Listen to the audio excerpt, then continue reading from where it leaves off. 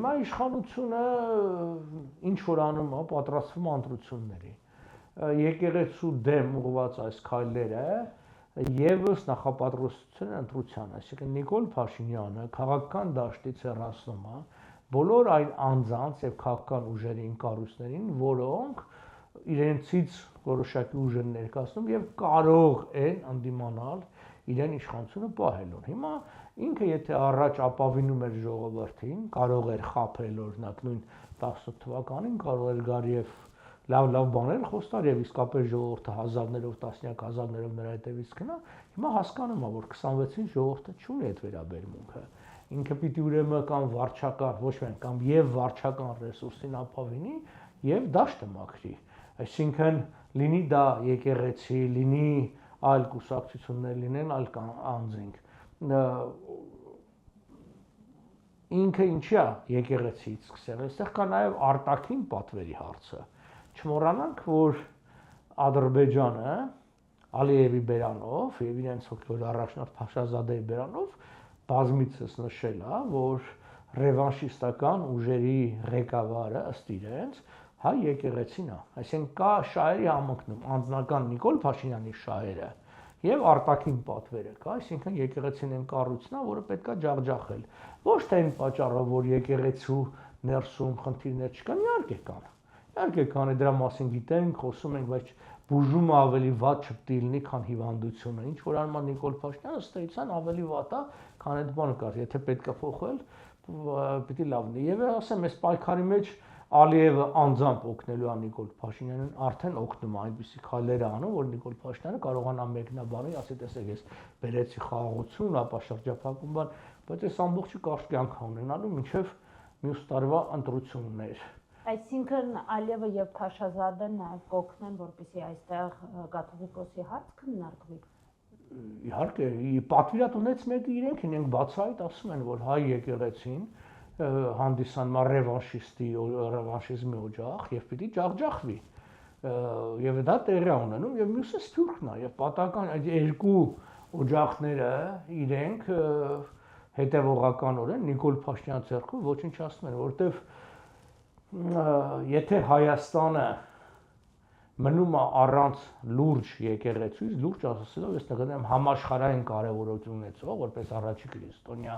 ազգ եւ ըստ քրիստոնեական հավատի մարդկության օրրան, չմոռանանք եւ դրախտն է գտնվել Հայաստանում Եփրատի եւ Տիգրիսի միջակայքում եւ վերածնունդը եղել է Արարատից։ Օրինակ նույն Արարատի դեմ ամբողջ պայքարը վերացական չի, սա Հայաստանին դարձնել սովորական երկիր, որ այդպես էլ ասում է, իրական Հայաստան, որից հետո Հայաստանը կդառնա ոչինչ, որտեղ Հայաստանը իր տնտեսական, դեմոգրաֆիկ, տարածքային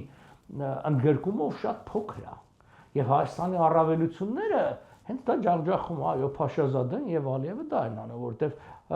մեր առավելությունները այդտեղ են։ Ընդհանրապես դու թշնամու դեմ պայքարելուց ինչ ես անում, դու ջախջախում ես թշնամու առավելությունները եւ բերում ես քո դաշտը, քո նմանակն ես սարքում, որտեղ դու ունես առավելություն։ Ադրբեջանը շատ այդ հաջողությամբ իրականացնում է Նիկոլ Փաշինյանի ձեռքով։ Այդքան հեշտ է իրոք կաթողիկոսի փոփոխությունը։ Հեշտ չի, եթե մենք խոսում ենք օրենքի, եկեղեցական օրենքի տեսանկյունից, ապա ազգային ժողովրդավարը կներեք, ազգային եկեղեցական ժողովը միայն նման լիազորություն ունի, որը պիտի քննարկի եւ պիտի կաթողիկոսի իր համաձայնություն տա նման քննարկման։ Բայց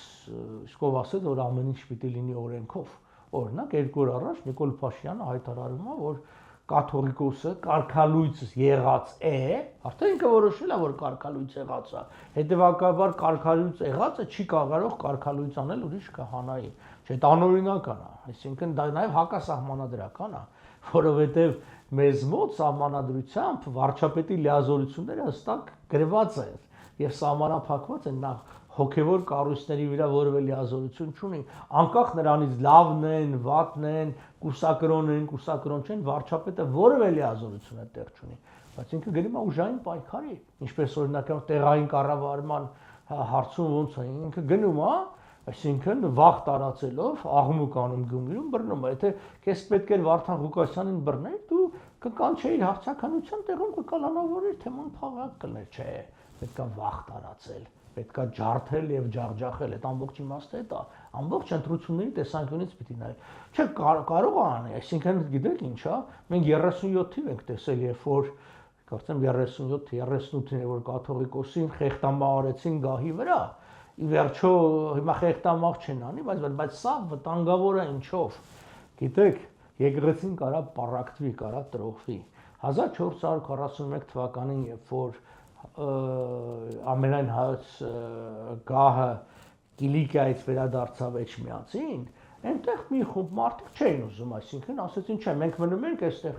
մեր կաթողիկոսով, դուք գնացեք, որից հետո տրոհվեց եւ առաջացավ երկու կաթողիկոսություն, ամենայն հայ եւ Տիտան Կիլիկիո։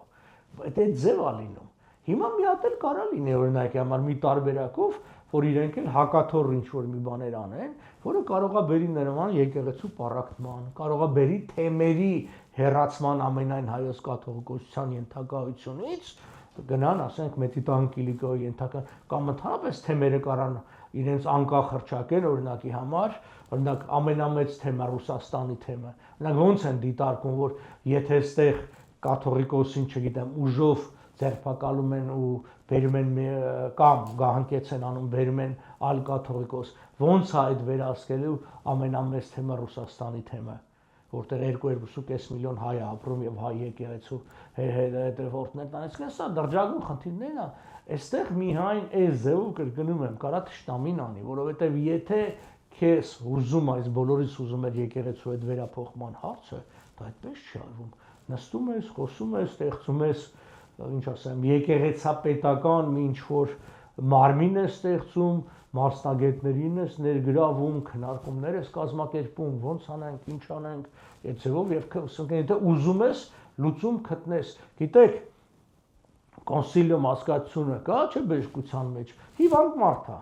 Երբ որ չեն գտնում ելքը, հավաքվում են մի քանի մասնագետ պրոֆեսոր, բոլորը նայում են հիվանդին, տվյալները կարդում են, ասենք խորհուրդ են տևանում, թե ոնց բուժենք այս մի հիվանդին։ Բա մի ամբողջ ազգի 1700 եւ ավել տարվա եկեղեցի խնդիրներ ունի, հիվանդ է։ Բա չես ուզում մի հատ կոնսուլիում հրավիրես, խելքդ բրթել ասում ես, սենց անենք, գնանք, բռնենք, ձերբակալենք, չէ՞ միգուցե կարելի է դնել հավաքվել բանան ամեն ստից հարցի վերաբերյալ հազար տեսակ կառույցակ որոնք քննարկել չպետք է մոռանանք մի կարևոր բան հայ եկեղեցին ինքը միակ չընդմիջված 1700 տարի գոյություն ունեցող կառույցն է եւ այդ ձև կառույցներ աշխարհում քիչ կան որը ծեւ շարունակել անգամ երբ որ կաթողիկոս են խեղտամահան է դա համաշխարհային կառույց է Հայաստանի պետությունը համաշխարհային կառույց չի Հայաստանի պետությունը ընդամենը այդ 198 պետության մեջ երևի 150-160-րդն է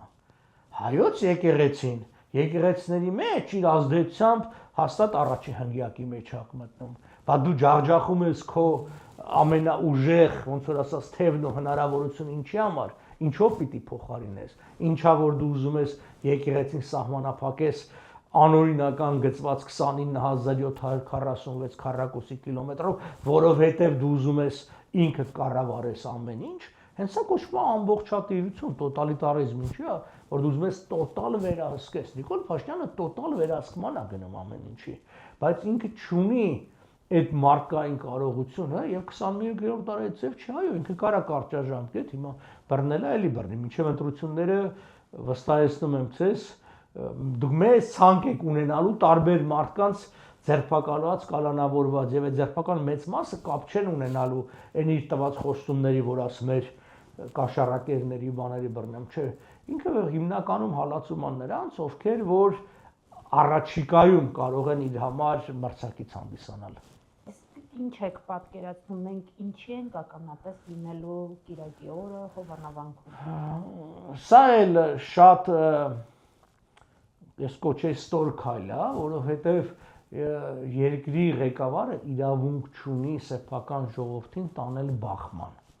Սա ակնհայտ է, չէ՞, որ սա կարա հանգեցնի բախման, որովհետև այնտեղ լինելու է եւ ինքը մենակ չի գնալու, էլի, այնտեղ լինեն ոչ միայն հավատացյալներ, այլ նաեւ ոստիկանություն է բերելու։ Գիտեք, շատ երկրներում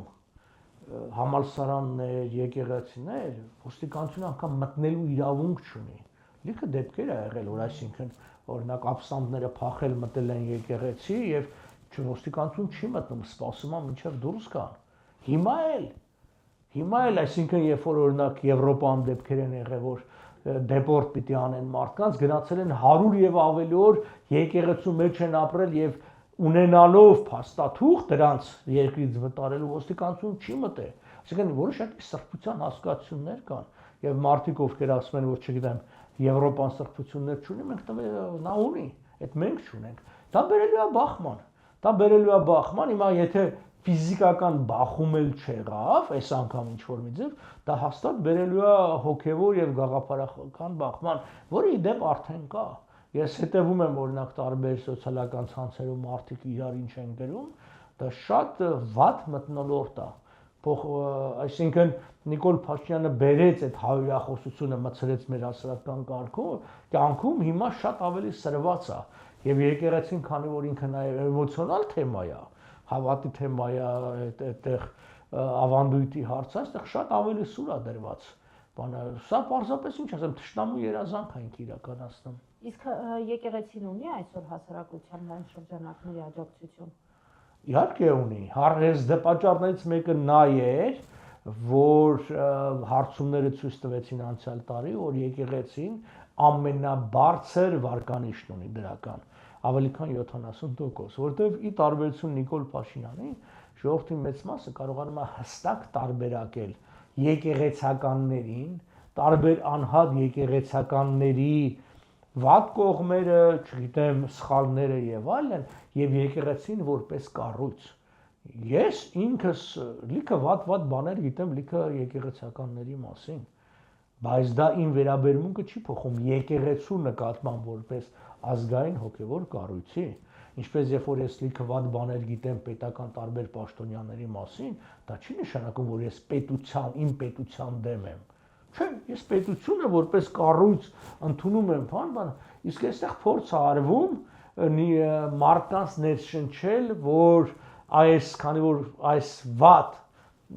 ներկայացուցիչներն են եկեղեցին ներկայացնում, ուրեմն եկեղեցին ինչ որ մի վատ բան է, որը պետք է դնել եւ քանդել։ Գնում եմ, այստեղ բարեփոխման հարց չի։ Բարեփոխման կարիքը կա, այստեղ ընդհակառակը ջախջախելու հարց է, որը ի դեպ կարելի է ասենք այդ բարեփոխումը հենց մյուս տարի, որը նախատեսված ազգային եկեղեցական ժողով անել, բայց ես կարծում եմ Նիկոլ Փաշինյանը արկածախնդրությանը գնալու դրանից ավելի շուտ, երևի հոկտեմբեր վերջ, նոյեմբերի սկզբին մենք ականատես կլինենք բավականին լուրջ բախումների եւ քայլերի, որ ինքը կանի։